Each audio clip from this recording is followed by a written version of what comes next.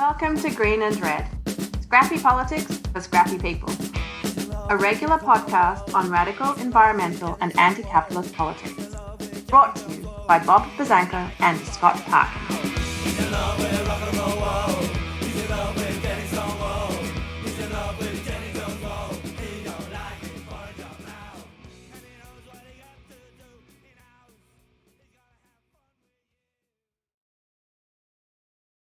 We're going to talk about the role that financial institutions play in harm and destruction and to communities in different environmental sacrifice zones, places like Richmond, places like the Gulf Coast. And then we're going to talk about the resistance. And then we're going to talk about a little bit more deeper questions about some of the complicated ways in which we are organizing in these communities, dealing with everything from greenwashing to liberal hand-holding of these communities. My first question, and we're going to just start down at the end of this end of the panel and just work our way down.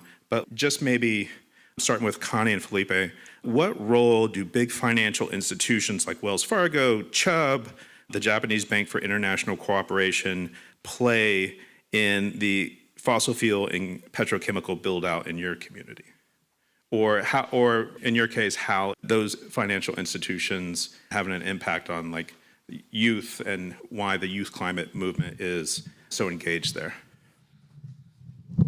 Yeah, thank you so much, Scott, and everyone at RAN, at Stop Billionaire Summer, Ogan, at this lovely venue, and everyone who made this possible.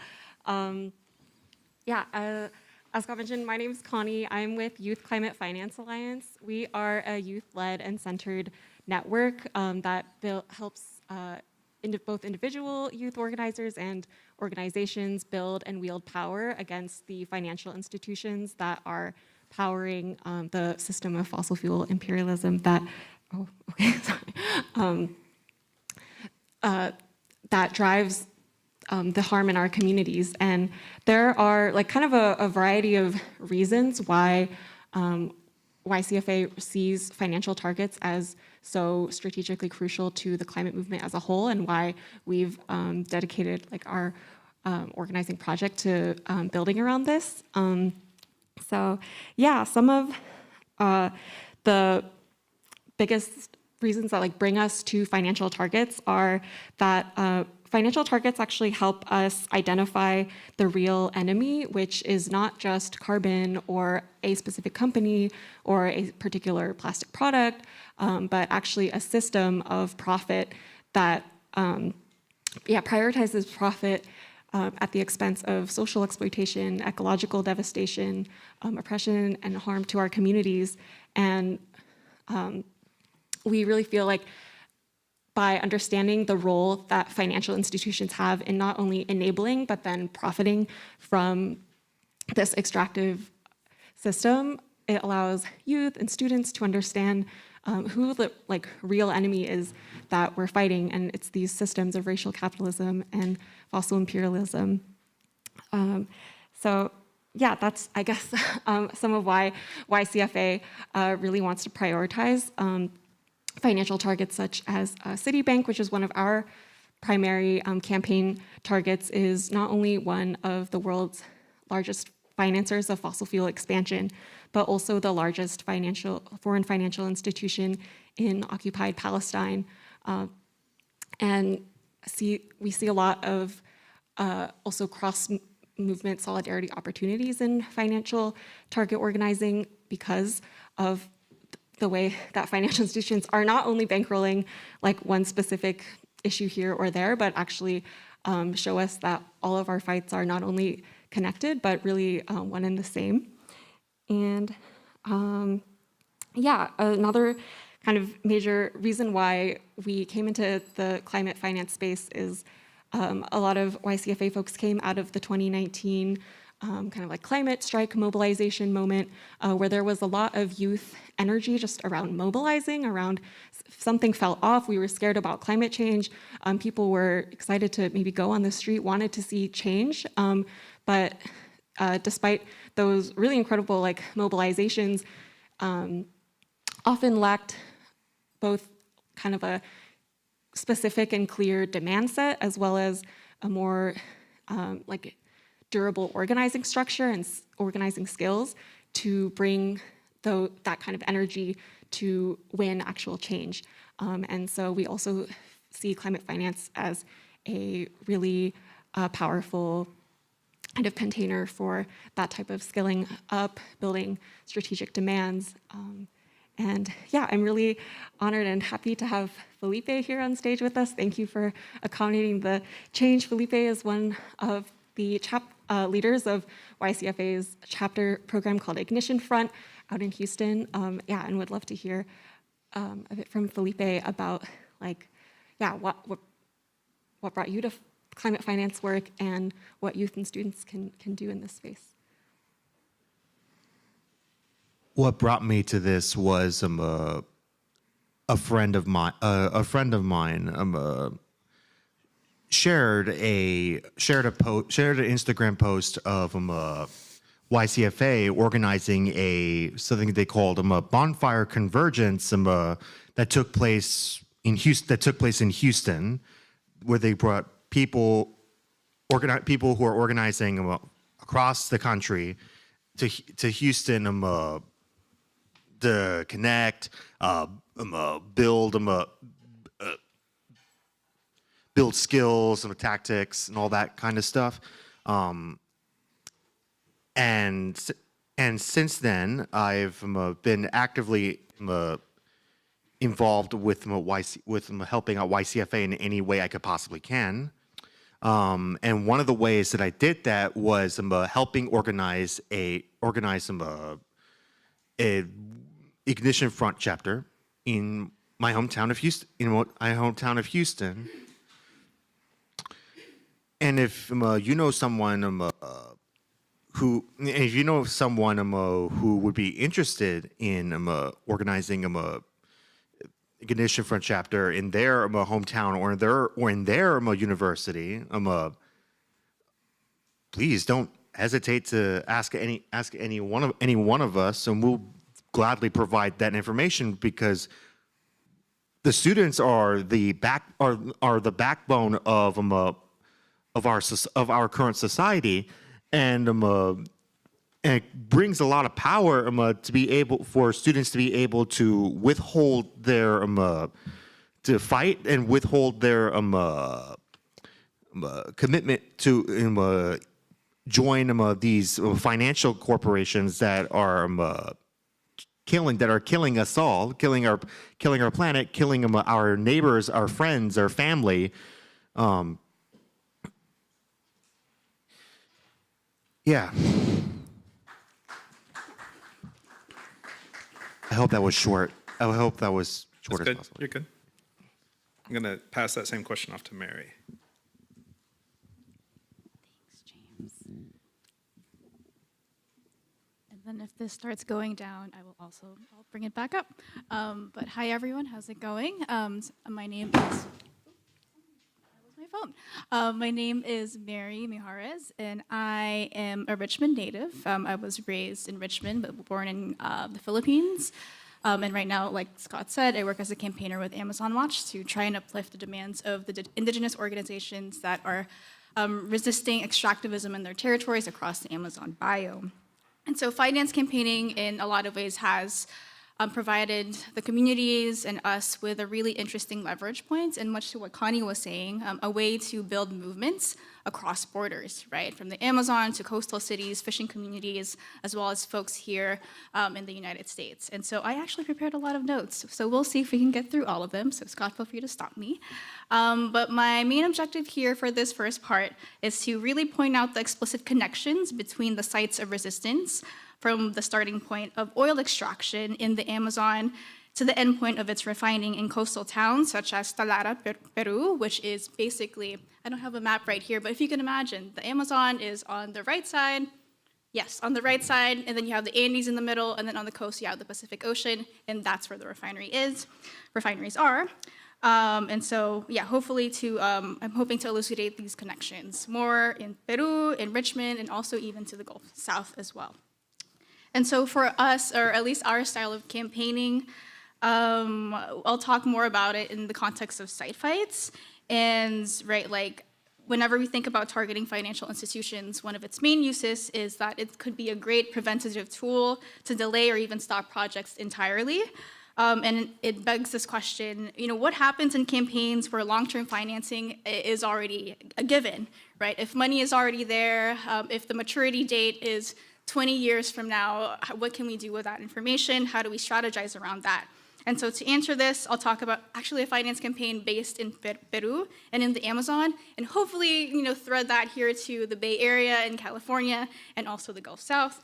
And so I'll first talk about actually the importance of the Amazon basin as a site where I think all of us, as a really important site for the planet, especially for combating more climate catastrophes. And so the Amazon rainforest is the largest rainforest in the entire planet, and it spans over 7 million hectares and covers 9 different South American countries.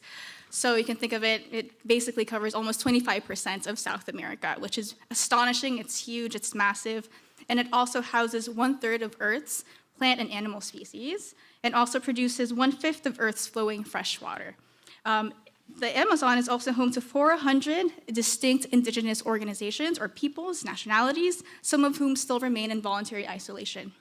However, if 20 to 25% of the forest is deforested, it will reach an irreversible tipping point in which the forest's capacity to be a carbon sink becomes no longer viable, and so financing any oil extraction or any companies that accelerate the degradation of this rainforest presents an existential threat for all of us, for all of humanity, for all communities, really. And so for millennia, indigenous peoples have preserved the rainforests and preserve, in general, 80% of the world's biodiversity. And so that resistance still continues today in the Amazon. And so one of these site fights actually centers around the North Peruvian Amazon and starts with a block called Block 64, which was illegally created by the Peruvian state without the free, prior, and informed consent of the nationalities that live there. And so since 1995, for over 30 decades, the indigenous organizations, which include the Achuar, the Chapra, and the One Piece, have taken a strong position against all oil activities. And in that span of 3 decades, they successfully kicked out over 4 different oil companies in their lands, meaning that there was no oil drilling whatsoever in their territories. And so as Amazon Watch and as campaigners, we seek to really support these campaigns on the ground and these efforts. And one of the leaders who we've worked with always says, we always have to knock on every single door. Doesn't matter what door it is, we knock on it and see what opportunities can come from it, right? And so after they kicked out the company GeoPark from operating in the block, the state-run company, or the national company of Peru, called Petróleos del Perú, began operating that block. And so this is a company with a lot of history of spills, which I won't get into for the sake of time, but they also were responsible for the build-out of a refinery off the coast called the Talara Refinery, and this is where the banks come in, our best friends, the banks. So in order to undergo this modernization, they actually solicited the help of financial institutions, which included a Spanish export credit agency, also an insurance company, basically, and banks from all around the world, which includes Citi, JP Morgan Chase, Bank of America, Deutsche Bank, Santander, HSBC, and a slew of other Japanese banks. And so in total, the refinery's budget almost tripled, to $6.5 billion. And another form of insurance for national oil companies is actually their taxpayers, right? So in an attempt to try and recoup its debts, and if things don't go their way, then they just get bailed out by the Peruvians, unfortunately without their consent. And so knowing this information and knowing that the banks were there and the banks were involved in that financing, the nations on the ground said, you know what, we're just gonna go for it. We're just gonna go for it. And so we embarked on this basically 2-year campaign targeting the financial institutions that were financing this particular project. And so that's where the trickiness lies, right? It's a refinery that's off the coast that could drill Amazon oil. And so how do you campaign around that? Long story short, basically and really this is a testament to the organizing on the ground and the different layers of strategizing both locally, nationally, regionally, and internationally through finance campaigning.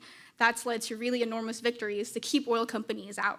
which includes media coverage, movement building across, they've built this really interesting coalition with artisanal fishing communities off the coast, which is really cool. We have pictures. If I had pictures here, I would share it later.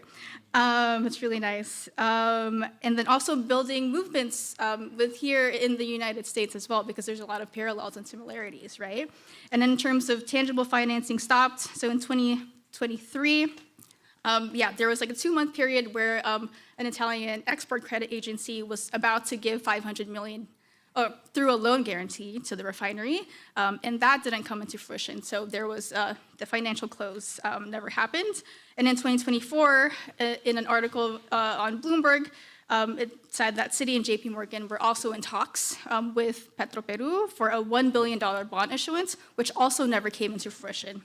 And in 2025, and I think this is the best victory so far, and of course things are still happening, we still have to be vigilant, but Petroperu tried to auction off Block 64 in May, and there were no takers. Some news articles said that CNPC and Saudi Aramco expressed initial interest, but ultimately never made that deal. And so with this victory, it kept 55 million barrels of Amazon crude underground and kept 760,000 hectares of the Amazon free from oil drilling.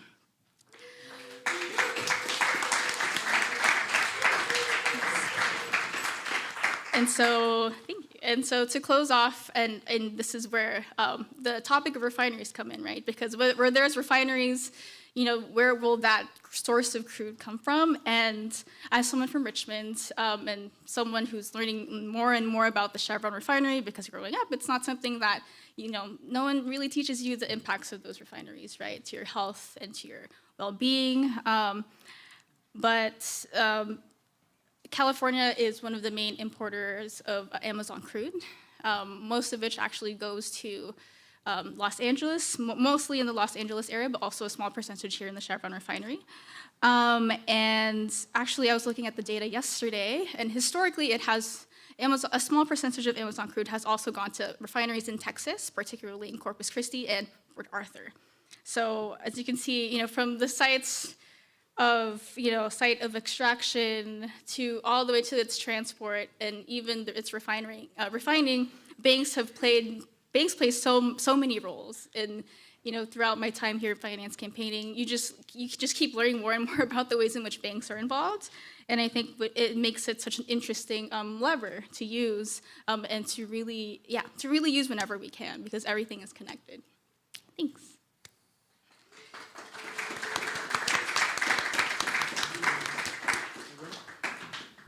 Yeah, thank you. My name is James Hyatt, and I'm from Southwest Louisiana with an organization called For a Better Bayou. And, I think people don't understand what the impacts are for people who live alongside extractive industry. My mom was from a tiny little town in Kentucky. She grew up in front of a coal mine.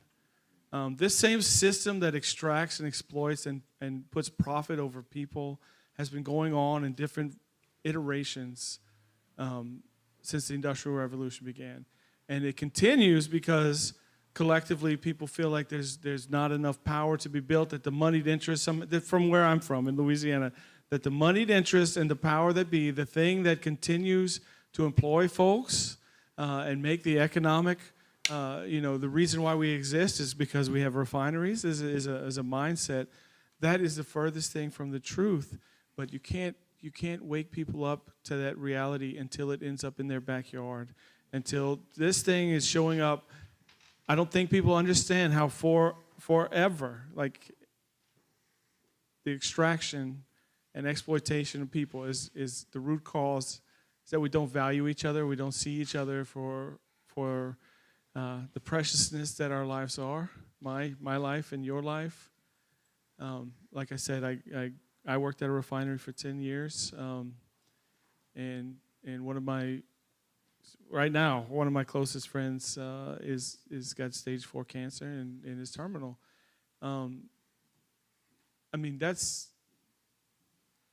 That's not okay. That's not okay that some people's lives, and this is the same heart of the issue, that we don't value human life, or these corporations and the people who are only concerned about making money on top of everything else. You can't mitigate from the hole in the ground until it is finally burnt. Fossil fuels have caused harm.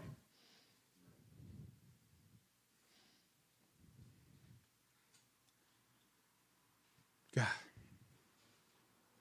And I don't know how you can articulate that to another human being who is in these banks, except they have to understand that the way they're not operating is just or fair, or they've never been held accountable for the harms that they have caused, and they are continuing to cause. And the only way we can beat these things is to come together across a lot of difference. We work with a lot of conservative folks who voted for Donald Trump, who believe in the MAGA movement. But they also believe that this government is supposed to be made up of we the people. And they are also becoming more and more aware of the way that corporations control the bodies that regulate all of the laws. And then they control the legislative bodies too in Louisiana. And I think the veil is being torn across much of our eyes, right? All of that is related back to financing. That is a lever. If you can no longer get your government to do for the people because they are co-opted and bought out, and maybe there's some good politicians, I don't know, but it's not left and right that we're fighting with. They keep us fighting each other over things when we are so aligned on we want clean air and clean water and food that aren't full of contaminants and known poisons, and why we cannot find a way to help others wake up. We have all of these liquefied natural gas plants in Southwest Louisiana. We have 3 operating ones. We have 2 huge refineries, all these plastic production. And so there's so many things to target. And to have a site fight, and we've had site fights at different places. But the underlying thing, and when you talk to other folks who are impacted, the underlying thing is that people want more money. They can't get enough. Enough is never enough.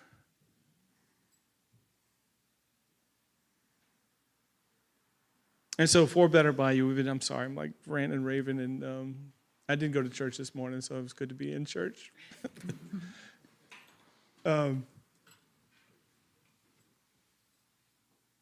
It's impossible until it's possible. And I've met so many good people in this movement who understand that we have to build power and solidarity more than our echo chambers. We don't need to build more echo chambers, they're louder ones. And we need to have conversations with folks we don't agree on. That's where I'm from, in Louisiana, because most folks I don't agree with. So we have to find a way to, and the most unifying piece that has gone on, we have carbon capture coming in these rural parishes. We have all these other things. At the heart of it, people are waking up to the reality that money is running things because we are so fractured amongst so many things, and we have got to find a way to come together and realize that it is the moneyed interests that we are up against, and especially held by these banks and private equity. And I don't know, I keep ranting and raving, but I'm so grateful for the opportunity to come to Berkeley, which is a historical stronghold, and for somebody, one of the Berkeley professors, and I'm going to forget her name, Arlie Hochschild wrote a book called, oh my goodness, and she came down to Lake Charles in 2016 and tried to understand why the Tea Party, why people in South Louisiana, why people continually vote against their own self-interest and in the best interest of the collective.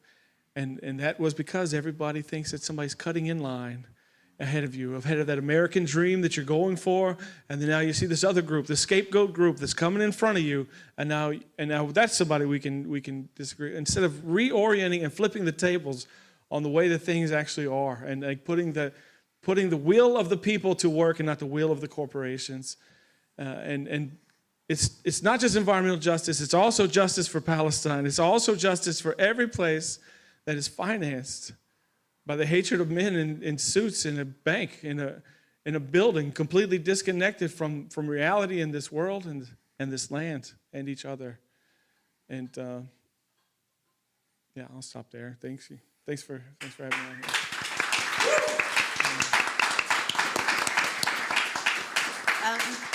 Christa Mancias, Carrizo Comecrudo tribe of Texas. Yeah, so for about 10 plus years, the tribe has been working on changing narratives, the narrative of what can define us, of coming together. Yeah, even though that we don't, our fights don't look the same, but they still deal with the same kind of backing of interests and greed. And when we talk about extractive industry, yeah, it separates us. And extractive industry doesn't look like where I'm fighting or where James is at or where they're fighting in the Amazon. It doesn't look the same, or what it looks like in Houston, Texas. But extractive economy does. Mm-hmm. That's why we are talking about these financial entities, because extractive economy affects all of us. And when I say all of us, it's extracting people, it's extracting land, it's extracting water, and it's extracting our existence for our future generations to live, to continue to have clean air, clean water, pristine land, food, and healthy food to eat. What are we leaving for our children, our great-grandchildren, and their great-grandchildren, and 7 generations after that? Or if we continue to allow extractive economy to affect what they're doing as their profit in their pocket and not people power, that's what the tribe has been fighting for about 10 plus years, especially in the state of Texas, where right now everything is changing. Where it's the law, where it's in the school system, whether it's in your own backyard.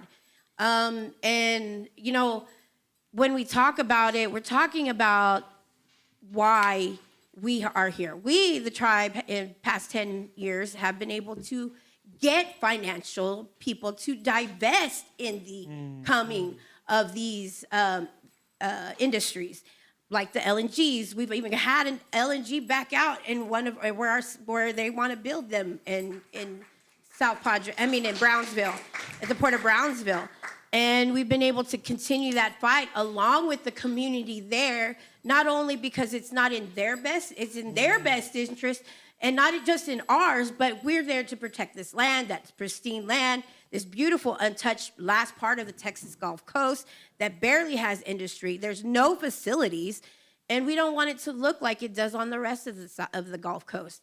We want it to still stay the same, and to maintain that our identity as indigenous peoples of the land have now become the front line. We're not just a front line. We are the front line because we are maintaining to protect the identity of our people, the history of what is Texas, the history of what is the land and the water, the air we breathe, and all our children. Doesn't matter who we are or how we identify ourselves, but who we are in the future. What does our future look like? And continuing those fights makes that stronghold even better, to be able to build resistance with each other. Saying extractive economy affects their money, not ours. And we say extractive economy because we're fighting harder and harder to make sure that they understand that we're not going nowhere. We're all coming together and realizing no matter what side of the country you're on, north, south, east, west, we're gonna stand up and fight with each other. And like this connection from the Gulf to over to Oakland, Richmond, San Francisco, and making these fights, like doing these things, it makes our stories being heard even amplified more, that you understand what is happening on the Gulf Coast, what you understand what is happening in Central America and South America, what is happening just along our colonial borders that we live in, within our own states, not just the federal borders, but what's happening within our states. Those borders shouldn't even exist. We don't live in territories. We live as human beings on the land, and if we stay connected, we can be powerful. If then it's the break of like, I live in California, I live in Texas, I live in New York. Why are we battling each other when we can say, hey, we're fighting extractive economy. Join us. Let's take them down. Let's stand up and say, no, no more. Get out of my home. Get out of my home. Get off our land.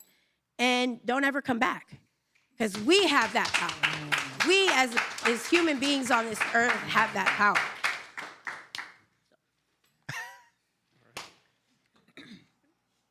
My next question, so I have the two next questions I'm going to combine into one thing for y'all to say. So how do you most, and this has been addressed a little bit, but just to get into specifics too, is how do you most effectively attack these fossil fuel financiers? And then can you tell the audience about any specific successes or wins you've had fighting these financiers? One that I can definitely think of from the top of my head was when me and some others from YCFA and some local Chicagoans organized a protest and a direct action against I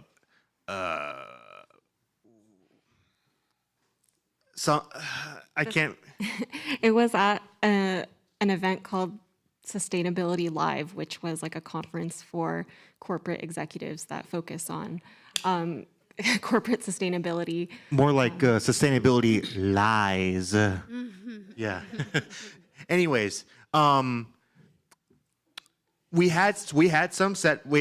during our planning we had some setbacks because one of our primary targets I believe it was one of the top people from Citibank was supposed to be a keynote speaker there, but ended up not showing up. But we planned on handling other targets in any case. But to make a long story short, we managed to shut down an entire day of programming for Sustainability Live on the very first day, and then when the second day came, they decided the organizers of the conference decided to strip all student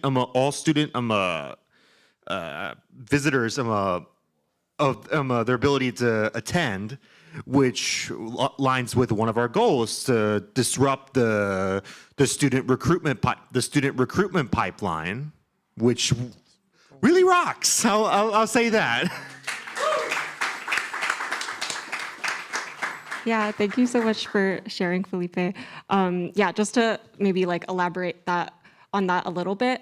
One of the strategies that YCFA and through our chapters Ignition Front are really interested in continuing to build up is this idea of recruitment disruption, which is kind of just a term referring to a whole host of tactics that try to disrupt the entire pipeline that funnels students from our communities, our schools, to work for corporations like Citibank and these other financiers of the fossil fuel infrastructure that is so damaging everywhere from the Bay to the Gulf South and around the world. Yeah, and we're really excited about this because it leverages our position as youth and students, not only as like consumers of a university, like, oh, please, university, we want you to do this, but instead recognizes our power as the future labor force and recognizes that these institutions can't operate without like waves and waves of fresh recruits, working long hours trying to like actually carry out the day-to-day operations of these financial businesses. And so, yeah, that's like one of the ways that YCFA is interested in trying to really directly disrupt the flow of labor, of capital here from the belly of the beast outward. And yeah, I think that was, yeah, sorry, I forgot the second part of your question, but I think I'll stop there. I mean, they're very similar. Is how do you effectively challenge how do you effectively fight the fossil fuel financiers? And then also, can you tell the audience about any specific wins or successes you've had? Yeah, well, it's awesome that one of the stories and case studies that we point to a lot and talk with students about in our trainings is the involvement of students in the campaign to have Bank of America have a exclusion policy for financing coal, and in the kind of like, I'm gonna get the years wrong, but I think it was like the later part of the 2010s. This was like 2015. 2015. Okay. Yeah, I think this was a campaign that tried to come at Bank of America from all ends, like organizing customers, trying to have inside meetings with bank executives. And one of the moments that really like brought energy, power, and heft to the demands of this campaign was when students got involved and really started a movement around saying that we don't want to work for Bank of America if they continue to finance coal. Like, I don't want to work for a corporation that is actively financing the destruction of my future, my families, my community. And so, yeah, it's like a lot of admiration for the work that RAN and student organizers did there. And yeah, it's a strategy that we hope to continue building up and seeing more wins from. And yeah, just a plug, if there are any youth and recent students in the audience that want to get involved, you can go to notyourfutureworkers.com or talk to me after.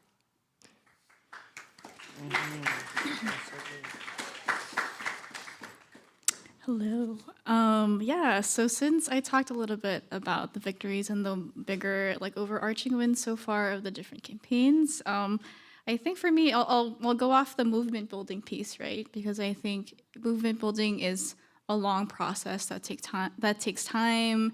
It's best done if everyone's together in a room, and that can't happen all the time, particularly when folks are deep in the forest, and there's a whole mountain range dividing you between, the coast and, the Amazon. So I feel like I'll elucidate a little bit more on the Mar Amazonia Alliance in Peru, which was really foundational and really crucial in helping have these like tangible wins.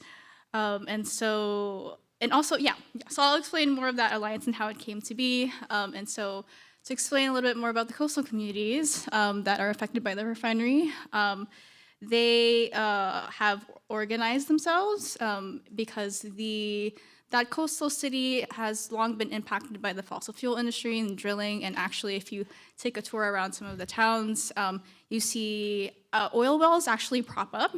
And so there are pools of oil wells just in different parts of the city. And some parts of them are actually in the schools. And so many students have had to relocate in different buildings because there were oil wells there. And usually what the government does is that they would just essentially put sand over it. And this is what the local organizers have kind of shown us. And so I haven't been to the Peruvian Amazon, but they have very similar stories of those spills not being remedied, not being taken care of, and compensation from the authorities and, holding the oil companies that have done that contamination, it's little to none, right? And so I think being able to really see that process where you have the leaders, indigenous leaders, really exchanging with the fishing communities and really having these demands for no more fossil fuel expansion in their territories, I think is really crucial and I think a really pivotal part of organizing, because you can't have any campaigns without that strong position of resistance. And so that is, I think, the core to why victories happened in the first place. And then I think going back to the banks part of things, so once this core part of the resistance is more solidified, I'll tell the story of the delegation in 2024, which I thought was really cool, just being able to see folks kind of interact and share their stories. but we had a delegation of 3 different leaders from Achwar, One Piece, and the Chapra Nations. And again, the Block 64 spans 760,000 hectares of the Amazon, so that means their territories actually span, collectively, a lot more. And they have their own politics, right? They have their own way of organizing. They have folks that might be delegated to do more of the international relations. They might have folks delegated to looking at more of the health of the communities. And so it's a really interesting way of organizing, and I've learned so much just from talking with the leaders. And all that to say, when you talk to banks and when you try to explain, I find it interesting because, right, I mean, they sit there and then they listen to you, but then they say nothing back. Well, unfortunately, that's how the banks are like, right, because of confidentiality reasons. But another win, and, for what it's worth, I think even being in the same room and them having to sit there and listen to the people most impacted by this financing, especially if they come from so far away, I feel like that's one of the main things that a lot of the leaders look for, is to have a place to be heard. And so when banks are like, sorry, we can't make an hour-long meeting with you, when folks are traveling thousands of miles to meet you, you just have to make it happen. And so that's where campaigning happens, right? That's where pressure happens. And so, last year, I think some of the banks expressed that, oh, we can't meet with you because it's a little inconvenient for us. We're like, hey, what about a virtual meeting? They're like, no, I don't know, we can't meet with you. And so I think with the support of many people in this room, actually, they eventually agreed to a meeting, series of emails, letters, campaigning, linking with investor groups. And so having that in-person meeting, I think does mean a lot. Obviously, there's a lot of follow-up that needs to happen and a lot of other kinds of campaigning that needs to happen. But I think that also plays into the overall strategy, the engagement. So yeah, hopefully that makes sense.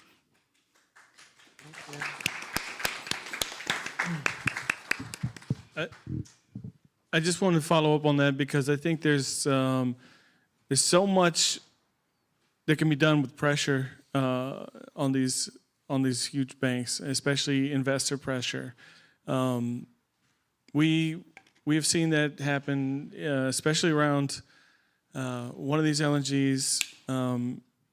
The investor pressure on the insurance company was able, and it wasn't just from one angle, it was from the fishermen, it's from local impacts, it was from dedicated campaigners continually to call and pressure to get an in-person meeting, and not just one in-person meeting, but a series of in-person meetings and Rainforest Action Network, postcard campaigns. A lot of pressure is what it took to get Chubb to pull out of one project. Did they pull out of all of it? No. And so that's why it has to be continued, sustained pressure. And it's so annoying to me to know that people who live on the Gulf Coast can no longer afford the insurance for their house because of the storms that we continually have and the way that they've had to rebuild since, especially in the last 20 years, since 2005 and Katrina and Rita and Harvey and Ike and Gustav and Maria and maybe this Aaron. Because of all that, you can't afford insurance for a house that maybe you've rebuilt 5 times, that maybe you built in a place where your grandparents were from. You can't afford that, but these companies can continue to make money by insuring other fossil fuel, and that is the direct cause of our collective addiction to fossil fuels is the direct cause of climate change. And if you don't believe in climate change, it's where I'm from, most people don't believe in that climate change is human caused by our addiction to more and more and more. You have to recognize that every one of these fossil fuel institutions and facilities have been directly responsible for unnecessary suffering and premature death of countless, I can't say countless, these are individuals that people know and loved. And they've had to suffer so that we could, whatever we can do with fossil fuels, whatever part that you negotiate with every day within the system that you're okay with. Okay, it's 100 degrees in Lake Charles and 100% humidity. AC is a good thing. If I know that the AC is running and it is leading to the impact of children, and that children who are around frac sites are 2 to 3 times more likely to get leukemia. So from the time they extract it and they pipe it and we burn it, it's not just the climate impacts. It's people's lives and people's livelihoods where they place these things,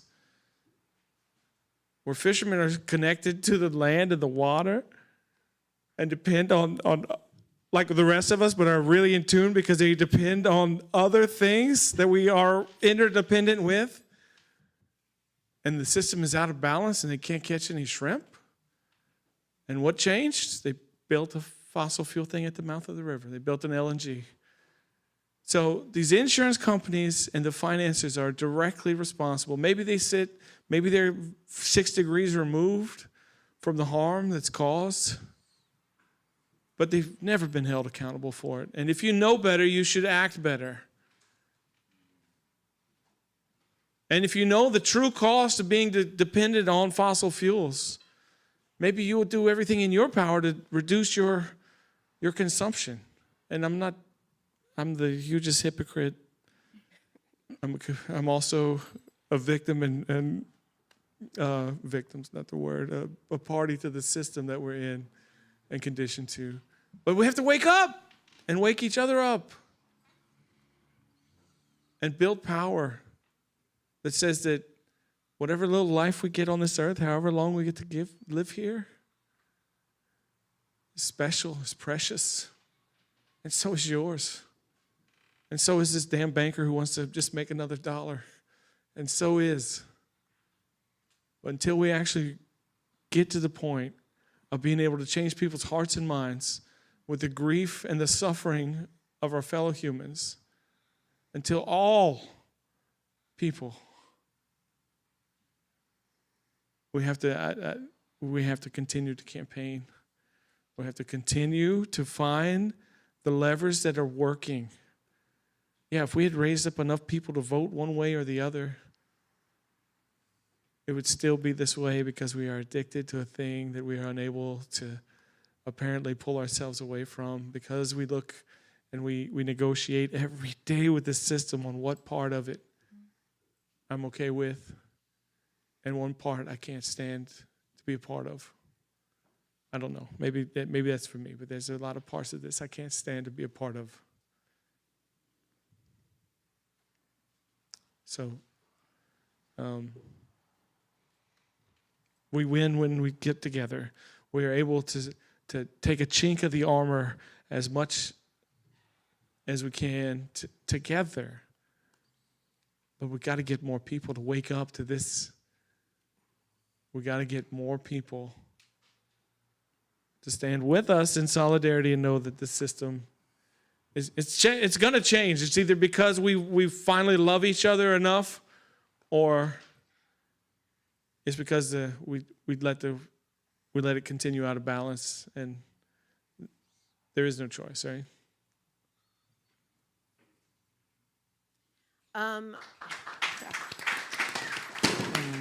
I think like the theme right now for these questions is pressure, and the continued pressure that our communities continue to fight against these financiers. And like we do domestic, but we also do international as well. And going to Japan, Italy, France, and you take my father, who is a 6'4" indigenous man, long hair, mad as hell, to another country, and in his words tells them, get the fuck off my land, how do you think they respond?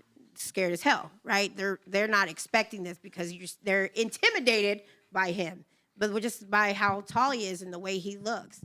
But the understanding that we're done, we are tired, we are mad, we are upset, we are hurting, and we don't want to just fight for survival anymore. We want to continue to live in our communities, to be peaceful.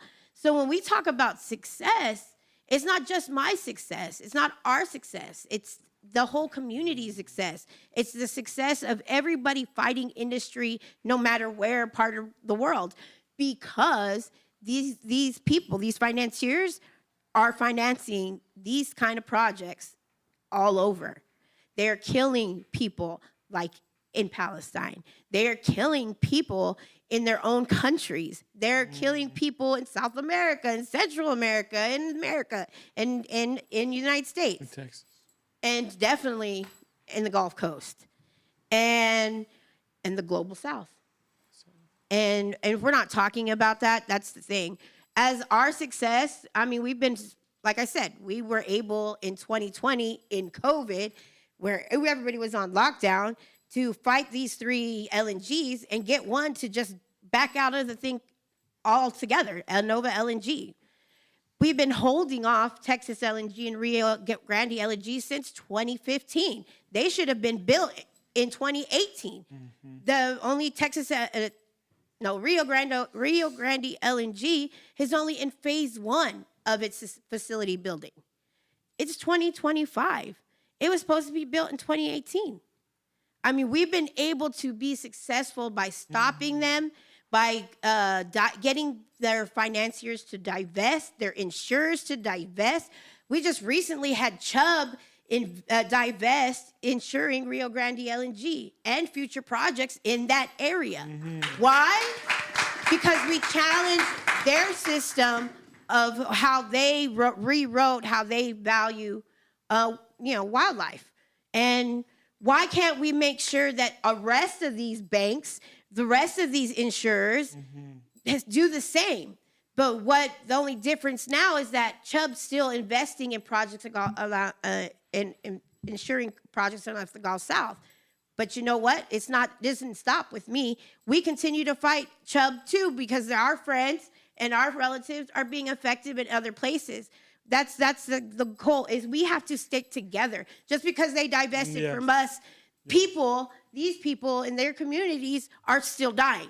So why are they not valued? Why is it just wildlife valued? Why aren't people valued? Yes. And that's what we need to keep pressing on financial entities and the insurers, because people are valued. We value each other, so they should value every one of us the same. And we can just continue that fight. You know, we literally stopped the border wall in South Texas by putting our bodies in front of the bulldozers and telling Trump, you ain't gonna be here. Now we sued them. We sued Donald Trump in his first term and won. And nobody knew about what was happening. But we stopped him in his term when he's telling he's gonna put this wall. There's no wall, it's a fence about this high. He can talk about his big wall he wants that everybody else did, and it fell into the water. But the fence is this high. And it's some places 4 to 5 miles from the Rio Grande River. Like, we're talking about, CBP has to contact us every 30 days and let us know what happened. That's how we won our lawsuit. We didn't want money. We wanted to be notified that you can't touch our land without our permission. You can't take from us without us to saying no. And so, like, when we talk about success, it's not about just us. It's about all of us.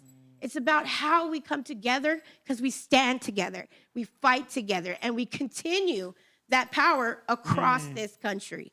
Whether we're indigenous, we're non-indigenous, whether we are immigrants, whether we're second generation, wherever we come from, if we're young, old, it's about us, and it's about our people. It's about how we stand together and fight. And I really, like, when we say we have to provide pressure, it is the pressure not just from our communities, it's the pressure from each and every one of us.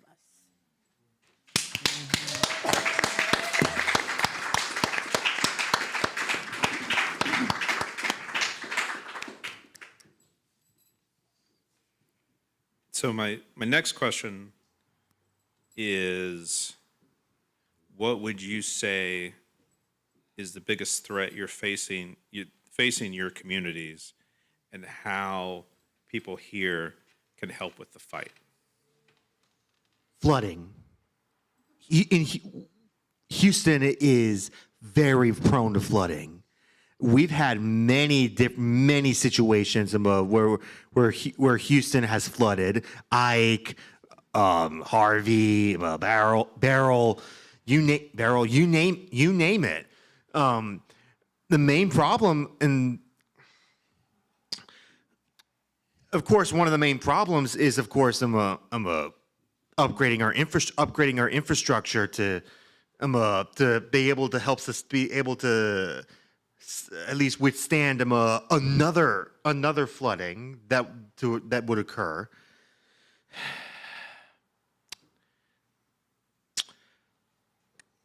The only way people could help is to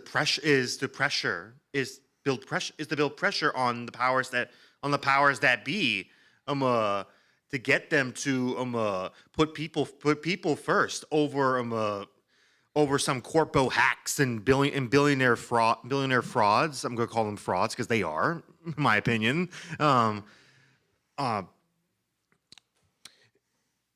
And not have not have these catastrophic. I'm not saying that we'll be able to prevent another catastrophic event. We just need to, but we don't want people dying every time, because every time this happens, people die, and the powers that be, like those in the state, don't care about what happens to us. All they care about is making sure they stay in power, and they line the pockets of their little donors. That's my piece. Yeah, thank you for sharing, Felipe. I won't say a lot more, but I think, I think what Felipe is maybe speaking to is that as climate catastrophe continues to worsen, and those of us on the front lines are having to attend to the immediate, rapid emergency harms of floods, of disasters, it becomes, it can be like a strain on our organizers and our communities to, at the same time, be battling on the front of finance campaigning, and also be trying to just make sure that your neighbors are fed and have their medication, and that their lights are on. And I think that as many of the others on the panel have alluded to, that is why talking about building power and organizing is so important, because it's the same kinds of skills of knowing how to do outreach to people in your community, of knowing what resources you collectively have, how can we distribute them to meet our needs. It's those same skills that we use, whether we're trying to make demands of financial institutions, or whether we're trying to just make sure that our neighborhood is safe during a storm. And so, I think investing in community organizing skills and investing in that kind of infrastructure is really key to kind of facing the not only impending but already present threats of climate catastrophe and what that brings to our front lines. Yeah, I definitely agree. I think, there's the Richmond piece that I'd like to talk about, but then there's also the Philippines piece. So I'm like, what do I talk about? And I think everything is just connected, right? And so on the topic of the recurring climate catastrophes, I have a lot of my family still back home in the Philippines. Infrastructure and investments in disaster infrastructure, especially when recurring floods happen, when the heat is just too much, the humidity is too much, it's just not there. And so I have actually also had family members whose houses have gotten flooded multiple times, and it happens all the time. And so this is also one of the main reasons why I've dedicated my time and my life to environmental justice work and climate work, and really uplifting the resistance of folks in the front lines. And so in terms of, I guess, the biggest threats, right, in addition to climate catastrophes and having to respond immediately to these horrible things that are happening and deaths, One of the things that it's been interesting to hear more from like Richmond organizers and really understand the destruction that Chevron brings to our backyards, because like I said earlier, it's not something that's talked about in schools, right? The refinery could be 10 minutes away, but they don't explain, okay, like yes, this refinery could lead to elevated rates of cancer. Or asthma, or all of these horrible things. And actually working for Indigenous organizations and working with them, that's when I started to realize all of these links and all of these threads are just like incredibly connected. And one of the things that keeps coming up is this need for remediation and remedy and compensation. How come we have billions of dollars being invested into fossil fuel companies, but little buckets into compensation for folks most affected by oil spills, contamination, the air just being polluted, and all the deaths that come with that. And then I think another note is this topic of the just transition and the threat of false solutions that come with that. And I think Christa was talking about extractivist economies, and especially when we think about the critical minerals and its extraction, it still does depend on the extraction of natural resources from the earth. It's finite. And so there is a danger that it could very well replicate similar systems of harm where communities are rendered as sacrifice zones. And so I think, there are more discussions being had about what that means. What does a just transition mean? And I think those conversations are being had in Richmond, being had in other places, in the global South. But I think that for me was coming up in the conversations and just kind of like linking all of it together. And so in terms of how to support, similar to what Connie said, I think definitely thinking about investing in communities and regenerative projects, because communities have their own solutions, and oftentimes, people don't listen, but they're there and they're creative and they're fit for the context that they're in. So I think material solidarity for sure, and then also movement building. And I think the theme for tonight, creating pressure and making sure that we're not in silos and we're all together in fighting the common enemy.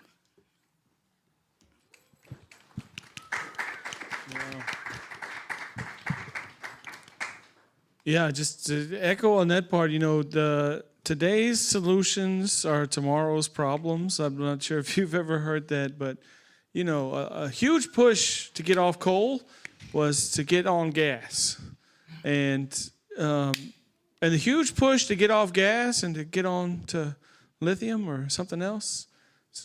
It's going to be the same. Like we have got to reorient in a way that keeps us also able to stay together. The problem is these corporations are receiving taxpayer money to also go into the community and pollute. We can't get air monitors in most of the places in Louisiana, but somehow these corporations are exempted from $1 billion a year in taxes in a place that has 2,000 people, 2,500 people, that in a place that has $16,000 a year premium, unaffordable ways of living, no hospital, can't afford to pay their teachers. They finally have gotten some of these companies to give, out of the goodness of their hearts, some money back to the community. Pennies on the dollar is what it, fractions of pennies on the dollar of what they've received in a place that needs. They need this revenue because they cannot afford to fix the roads. The way that we are able to highlight those things and what people can do outside of the corner that I live in Southwest Louisiana, one thing you can do is amplify these stories when you see them. Right now there's an absolute ecological disaster that has happened because they did not pay attention to what they were doing, and they spilled mud into a place where the shrimp have to transit into the wetlands in a place where they knew better. And this is one of these LNGs and the port who was doing work for them. I don't think there's a better way than to find a local community organization and to join it and to use your gifts and talents to organize your own community locally. And if you're not a part of something like that, if it's a church group or or a civics club or a book club. We've started, along with most people in this country, to see more and more people on the streets who don't know how to plug in, who just show up and are happy to hold a sign. And I thank God they show up and hold a sign. There's other ways, especially in Southwest Louisiana, that people can get involved in actively organizing themselves and centered around the power of the individual, not the power of the individual, God forgive me, our own individual place in this world, and how we are so interdependent and connected, and that none of us exist in an island, and that none of this could be possible without a system that was handed down by ancestors who were also colonizers, and also the labor. Anyway, we can't get to that point until we find out that there's the disparity between the people who have all this money and the rest of us who are just trying to make a living and to eke out a life. What kind of life is it if we're only eking it out and we don't find joy and solidarity with each other? So, thank you.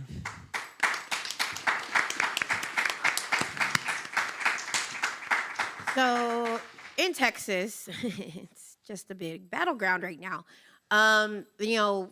What we are facing, everybody in the state, is this state government, local and federal government, and corporate greed.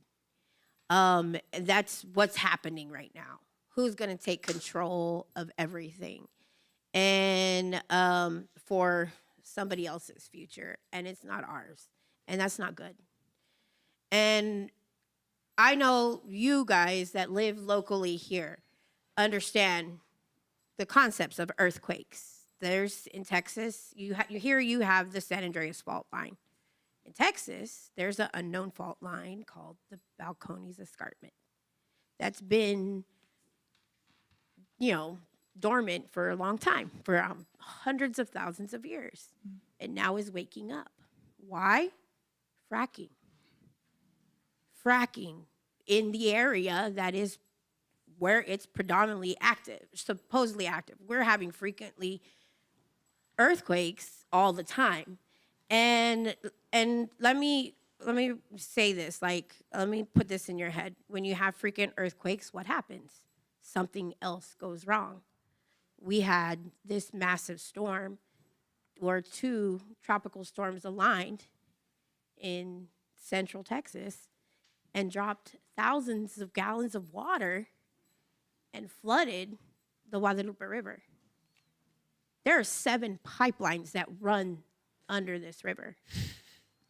When you change the face of how the river flows naturally, what else? And it's been drying because you're taking the water, you're selling the river water for fracking to the industry, and all of a sudden this water drops and you've changed the way it flows. What happens? You have this mass flooding. You have nowhere else for this groundwater, where a lot of the rivers in Texas come up start from under the ground. They don't come from major river lakes and stuff. No, they come from underground water. That's where they start.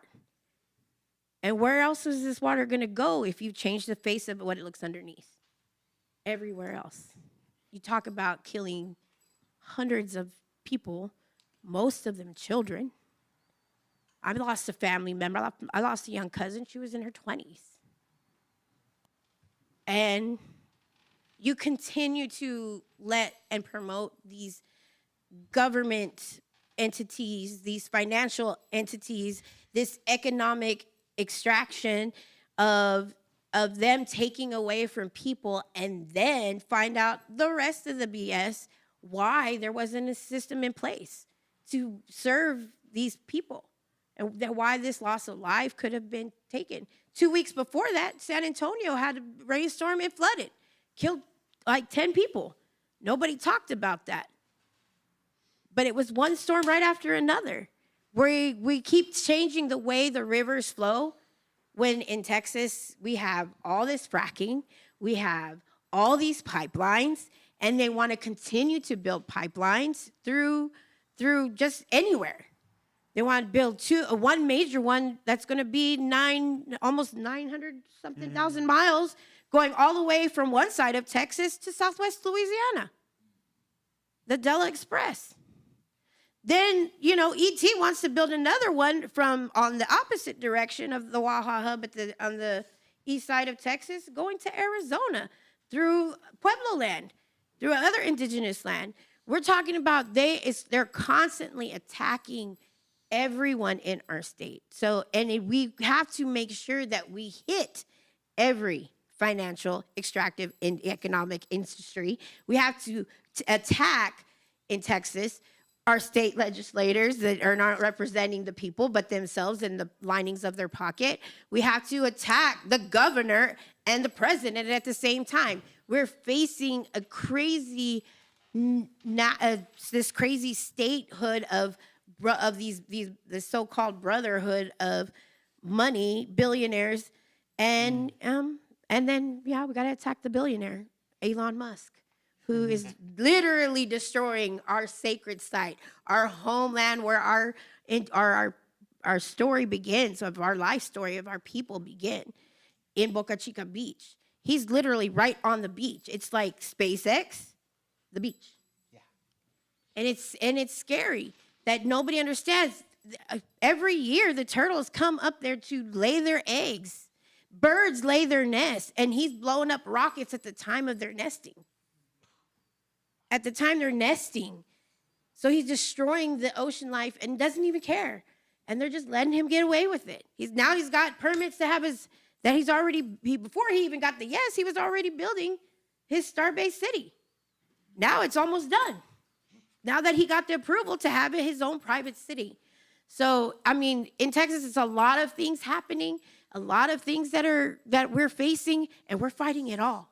Because it's not affecting just us in the tribe in one location. It's affecting our people everywhere. Everywhere. And what happens in Texas is what it's going to branch out to every other state. And if nobody is seeing that right now, you better wake up, because it's going to happen. What's happening in Texas and Louisiana on that Gulf Coast is going to happen everywhere. Mm-hmm. Not just in this nation, but all worldwide.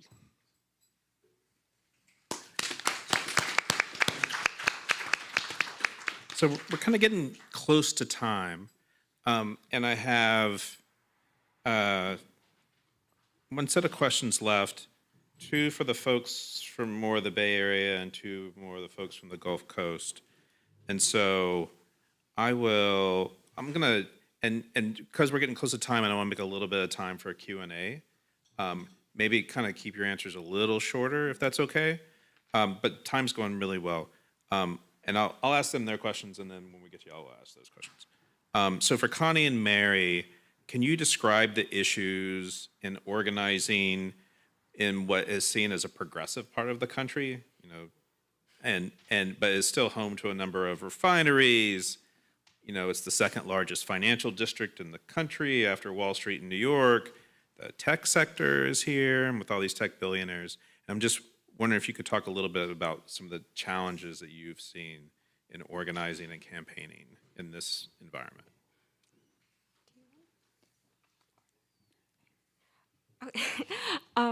Yeah, I think as we've mentioned multiple times throughout tonight, we've talked about who our enemy is, and it isn't a specific political party or figure, but rather the system of extractive economy of racial capitalism.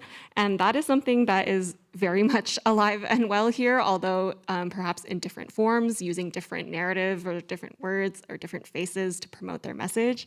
But as you mentioned, Scott, the systems of extractive economy are still very much present in the Bay Area, from the Chevron refinery to the headquarters of tech companies that are consuming an immense amount of resources to fuel the development and operation of their technologies.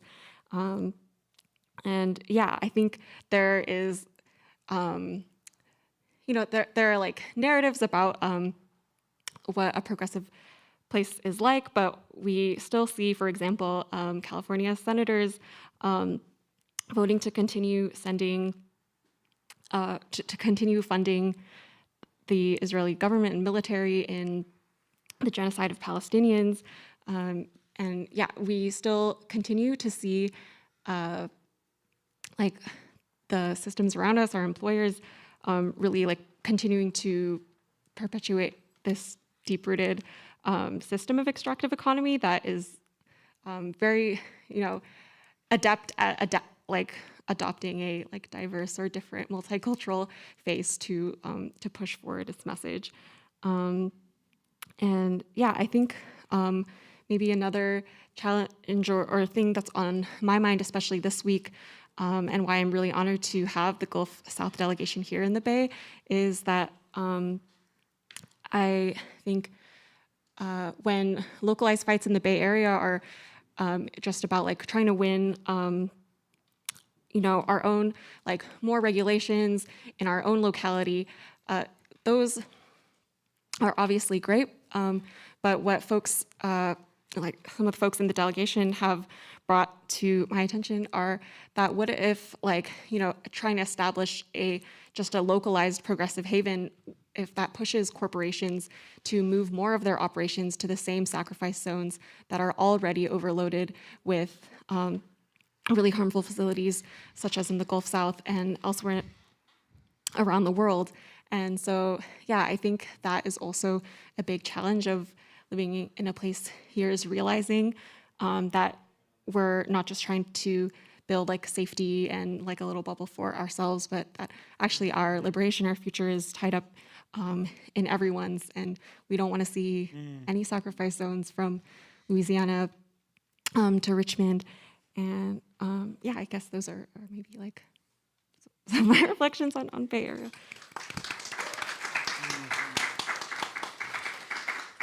Yeah, I'll try to keep it short too for the sake of time. But yeah, to just jump off what Connie was saying, I think, right, I think I had alluded to this throughout the panel, just talking about my own experience and like reckoning and, understanding the destruction that this refinery brings to my family, me, and not knowing about it. And so, because, like we've been saying, California is seen as this really progressive place, but that it's true that these side fights still exist and people are still, people in cities like Richmond are rendered as sacrifice zones. And I think and also when we talk about all of these industries like Silicon Valley or all of these banks, or all of these refineries, like these same companies are also causing the deaths and destruction of peoples in the global South across the United States. And I think for me, it's just being able to create and bridge those connections and also the learnings from each of these movements, right? Because I remember when we were out kayaking yesterday or maybe 2 days ago, and someone said, and it resonated with me, right? The fossil fuel industry has a playbook and they try to use that in every context that they can. And I think if you mix in the different political conditions that exist both in all localities, it plays out differently. And that means that the way that you attack the fossil fuel industry or even its financiers might change, it might shift, and one solution might not necessarily fit all of the solutions. And I think it's really important to be able to learn from each other and not work in silos like everyone else has been saying here in this panel. And so yeah, like Connie, it's been such a treat to be here with folks here and to learn in real time, and I'm very engaged. I was like, wow, I feel like I'm learning so much, and I'm really excited to see what we can do outside of this panel as well. Awesome.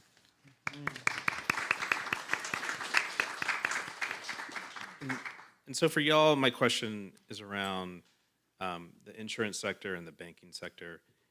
You live in a much more conservative place, but the sort of the people who are the leadership of these sectors, of the banking and insurance sectors, at least pay lip service to liberal causes in some ways. That's changing some now. Fiscal conservative, but socially liberal is how I've often thought about New York bankers. But I'm wondering if you could actually talk about some of the hypocrisy that's being perpetuated by the insurance sector or Wall Street and the banking sector, particularly in regards to the what's happening on the Gulf Coast. Let me go.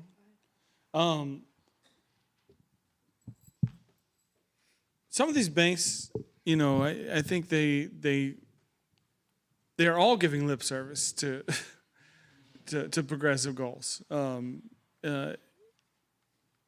especially some of these Japanese banks, JBIC and JERA, they're not gonna need to import all this contracted gas that they've made, but they have all this contracted gas that they could sell to somebody. So they're going out and building new plants to import this stuff across Southeast Asia to make more money and to contaminate more communities and to hook more people onto it. So I don't know how fiscally conservative folks basically mean don't take my money to do stuff for the greater good, but are very open to receiving the greater goods income in the form of unpaid taxes, unmitigated social responsibilities and loss, and not paying for the full cost. What they call externalities. These banks and insurance companies call them externalities. Your well-being and your health because of your proximity and dependency on fossil fuels, that's not a part of the equation. We're only talking about how much money I put in and how much money I get out. The return on investment is the only thing we care about. But none of these people are not, also fully human, and they must not also have kids. And I think that's why the frontline stories of watching ecosystems that people depend on. We all depend on the ecosystem, right? It's not, it's not just one place. And for these insurance companies, the view that somehow we can help. Well, we'll give a little bit to the schools, or we'll give a little bit to something, but we're still going to rake in all this money and all the externalized costs. Is we the people holding the bag time and time again, while these monopoly moneyed men run off with their with our future, with our children's future. Yeah. I think right now it's like the false propaganda and the false advertisement that perpetuates of what is how industry is extracting from the pipelines and to the facilities, how it's profiting America. Yeah. And it's not, because they all are export facilities. They're not for the US. And I think that false narrative and that false propaganda about how we need it. United States needs more. We don't need it. We don't need that. When we actually can put a stop to it and block it off and say, we don't need no more exports. I mean, how many of y'all remember in COVID when everything was shut down and you could breathe better?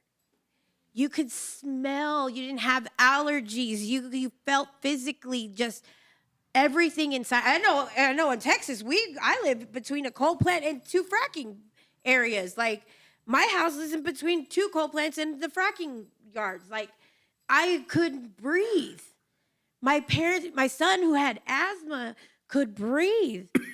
My parents who got COVID, my dad who has COPD, like, he could actually breathe and get over COVID like that. Like, it was just so, for a year and a half, even after we slowly started opening up, and then all of a sudden, everybody's sick again. We already got all these so-called seasonal allergies. But what if we don't need so much to be taken out of the earth? Because what is already dead should stay dead and buried. And I think that's what we need to continue to perpetuate to their false advertising. What is equitable to them is not equitable to us as human beings, as people, and in our communities that are facing these turmoils that are happening to us. And that false propaganda has to be changed, because they're doing that false narrative and that not understanding that they keep that money and it not going into anybody else. So.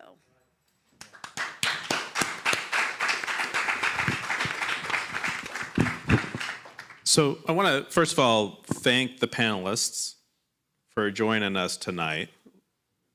So let's give them a round of applause.